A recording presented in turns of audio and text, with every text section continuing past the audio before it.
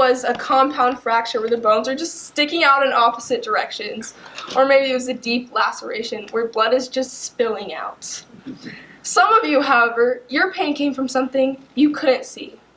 Maybe it was abdominal issues, appendicitis, serious cartilage damage, or if you're like me, some good old hip dysplasia. When dealing with the human body, often the only reason you know there's a physical problem is because of the presence of pain. Pain, however, is not something you can see, and it can be expressed so differently in each individual. It's something that can have a detrimental impact on our life, yet we often don't even understand it. I believe for many people suffering from physical pain that physical therapy is one of the most effective practices for healing injury through the restorative and preventative stages of recovery. Through physical therapy, pain is analyzed in order to identify the physical problem. The ongoing struggle with pain for people who may not get treatment or feel like no one hears for them can make them feel lost or unseen when no one takes the time to genuinely care for them or how they're feeling. Naturally, due to age and limited vocabulary, children have a harder time expressing their feelings, and it's harder for people to get out how they're truly feeling and what they're going through. Because of these challenges, patience, love, and empathy are necessary to connect with people and understand their pain more effectively. Children don't respond well to facts or statistics, but will connect with someone who they feel truly wants to walk them through their recovery and wants to be with them step by step through the process. Having love and empathy as a physical therapist is so important to be able to communicate to the patient that they are seen and loved and that their needs will be heard and met. I find that there's something so rewarding about connecting with the child and being able to provide some relief for their pain and also those who don't know how to help themselves. As we look at Jesus' walk on earth, he's continually drawn to help healing those who are sick, lame, or crippled. Physical therapy does not heal instantly like Jesus did, but it does in the same way allow those who struggle with everyday tasks to eventually regain their strength and do more day-to-day activities easily. When someone's pain is understood, heard, and healed with empathy, it makes them feel comforted and loved. This healing is so vital as it brings people so much closer to the kingdom of God and His love. A story I often go to in the Bible is Jesus healing a man born blind in John 9:1-41. As Jesus and his disciples passed by this man, they asked, "Who had sinned to make this man be born blind?" Jesus answered that neither this man nor his parents sinned. This happened so that the works of God might be displayed in him. John 9:3. Jesus then took the man, rubbed dirt on his eyes, and instructed him to go wash off in the pool of Siloam. The man did as he was told, and much to the amazement of everyone around him, he came back with his sight fully restored. Jesus empathized with the man's pain, but also allowed the man to be a part of his own path to healing so that he could truly feel the works of God through him. In the same sense, I want to follow Jesus' actions and do my best to help provide relief for the pain of others so that the works and love of God may be displayed through me. My love for physical therapy actually stemmed from my own experience trying to navigate an unknown internal injury, and I had no idea what was going on. I wasn't able to play soccer the correct way my freshman year, and so about those 3 years ago, I went to Dr. Michael Kearns. The first time I went to him, we sat down and he began his initial exam and almost immediately asked me how I was truly feeling and what my goals were for my pain. Unfortunately, after I was continually not getting better on his original plan, I had an MRI and it revealed that I had double hip dysplasia in both hips and that the labrum, which it's the ball and socket joint and it's the inner tube around there, mine was shredded to pieces in so many places. And in order to fix this, I would need a big 2-part surgery where they would essentially break my pelvis in 3 places and have to screw it back together with 3 giant screws, and I essentially wouldn't be able to walk for around a year correctly. Dr. Kearns knew that this is not what would be best for my mental well-being or physical well-being as a very active 15-year-old. He instead formulated a plan where I would strengthen and stretch the muscles around my hips so that I would be able to continue doing what I loved and maybe even eliminate a need for surgery for many, many years to come. Beginning my Capstone journey this year, I decided to reach back out to Dr. Kearns, and I was blessed with the opportunity to shadow and assist him for a few days. I admired and greatly appreciated how he had built such a strong relationship with me when I was going through all my pain and trouble. And then the day I shadowed him, I saw how he did this with each and every single one of his clients. He saw around 12 clients in the 4 hours I was there, and each time someone walked in the door, he was quickly able to assess their pain and understood their injury and progress without even thinking twice.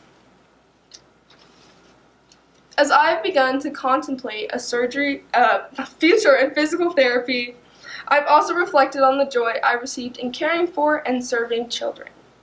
I believe I've been blessed with a love for children and the ability to connect with them very naturally. Because of this, I interviewed and shadowed Dr. Penfold, who is a child physical therapist from Peak Pediatrics here in Littleton. Through our discussion, she mentioned some of the games she plays with children. Games like Twister promote eye coordination and balance, but is also extremely fun and keeps the short attention span of a young child very engaged. Then in March, I had the opportunity to shadow Casey Bain, who is a therapist from Cornerstone Counseling. She specializes in children's mental health and discussed with me how physical and emotional pain can be intensified with trauma because the brain can develop something called pain memory. Up until the age of 25, your brain is actually not fully developed. So when something traumatic happens at such a young age, causing the body to constantly be in pain, it can eventually severely damage mental state, emotions, and then their overall development. Casey works with children who have experienced this deep trauma, but struggle with the ability to explain what they're going through and how they're feeling. She and other therapists like Dr. Penfold use a method to try and correctly diagnose and treat the children, and it's referred to as play therapy. How kids engage with certain activities is a huge indicator of how they're feeling and how to proceed with their treatment. No child wants to be handed a paper with a list of exercises they need to do for X amount of days, for X amount of hours a week. They couldn't care less about their healing when it's as boring as that, let alone the fact that half of them probably can't even read what's on the paper. Play therapy should be extremely fun and individualized to each of the children's interests and hobbies. For a little boy who struggles with balance but loves soccer, he can do exercises such as passing a ball from one foot to another while playing a board game or playing crab soccer on the floor to promote his full body's coordination and also repair the connections between his various muscle groups. For a little girl who loves dance but struggles with a full range of motion, she can build a cube with a variety of interactive yoga poses to improve her hand-eye coordination and her balance while slowly stretching out those muscles that she doesn't get to use day to day.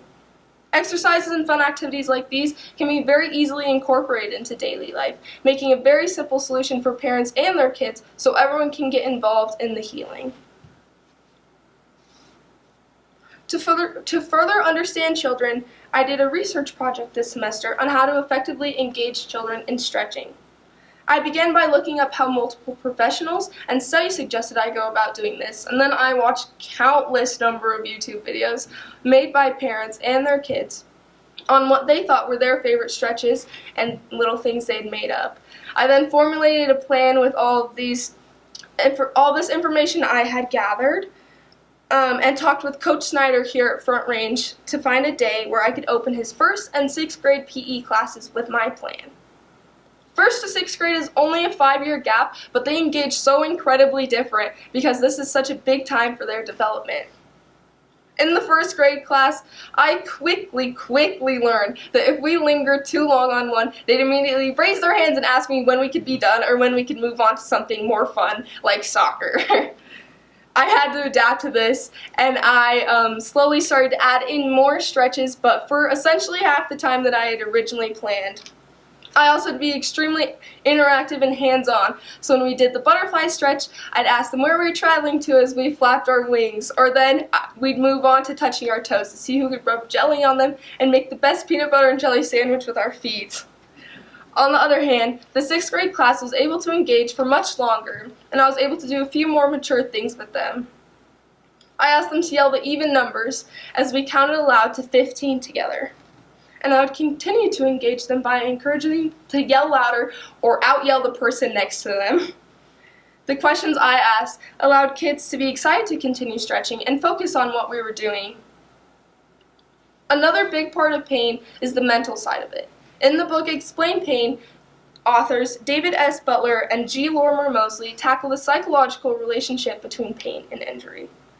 There are Australian doctors who have dedicated their lives to understanding pain and making this knowledge accessible to people of all educational backgrounds, doctors and patients alike. They created the Neuro-Orthopedic Institute of Australasia, in which their mission statement states they want to seed healthy notions of self through neuroscience knowledge worldwide. In this, I learned that everyone experiences pain through a paper cut or a broken ankle to a tragic breakup or the loss of a loved one. It's completely normal and unavoidable, yet can halt our lives when we allow our feelings to take control. Studies have shown that in most situations, the amount of pain you claim to be in is not actually linked to the amount of tissue damage experienced. For example, imagine sliding your finger across the edge of that paper and getting that tiny little cut in your skin that most of the time doesn't even have a drop of blood. Super painful, right? You guys all know what I'm talking about. Well, now imagine getting in a massive car accident with multiple broken limbs. But you look over and you see someone trapped under the car next to you. Your brain and something called adrenaline will allow you to momentarily forget how broken you may physically be to go and help this person. The paper cut is extremely painful immediately because of our memory of that pain. Over time, we've constantly told ourselves how much it hurts to get a paper cut, so much that your brain is literally trained to send the most amount of pain signals to that area as soon as it happens. The adrenaline rush in the car accident, however, is not a reoccurring memory, and when you move on disregarding your injury, your brain doesn't have time to process what's going on, and it gets distracted for a moment and isn't able to victimize your body as fast or really set in the true extent of your injuries. Another example of this is if you've ever seen a baby bump their head on something. More times than not, they look around to a parent or bystander before screaming in pain. The level of their scream is completely dependent on the emotions on the faces of the people around them. They don't yet understand their sensory inputs of pain, or even have a memory of pain, and therefore don't know how to act and must look to someone to see if they're actually hurt and how they should respond. As there is no magic formula to how patients will handle their pain or how doctors should treat their pain, doctors must ask questions to get a better understanding of where their patients are at mentally in order to heal them best. It is so valuable to know your patient personally and know what makes them who they are, so that they'll feel confident and motivated that their needs are being heard and met, and so that they will truly want to heal. The physical aspect of healing is obviously important for the body to function well mechanically for the long term. I've learned through understanding physical therapy that how important it is to promote proper muscle memory. Your muscles are made of connective tissues that are made to be interlocked side by side, but when you injure them, they begin to twist and overlap such as this.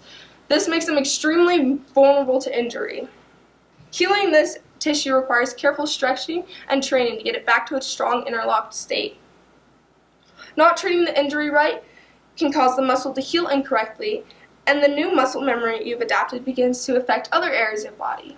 For example, if you ever had a twisted ankle, you probably know that in a few days the other side begins to hurt. This is because the muscle memory you've adapted as you limp along the hallways has put all the strain on your other foot and has allowed the damaged tissues to stay coiled up, further weakening the connection between them.